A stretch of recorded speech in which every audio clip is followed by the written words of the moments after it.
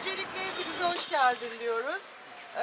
Törenimize kulüp yöneticilerimizin koyacağı çelenk merasimiyle başlıyoruz. Arz ederim.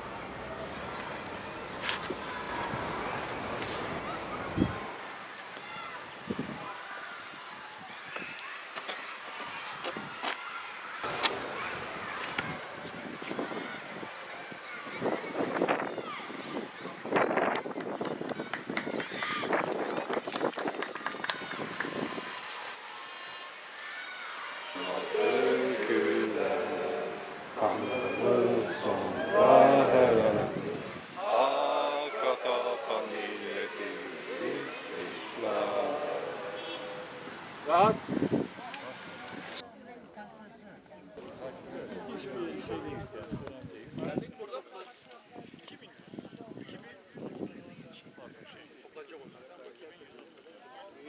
Şöyle yapacağız. Yere yüzeyi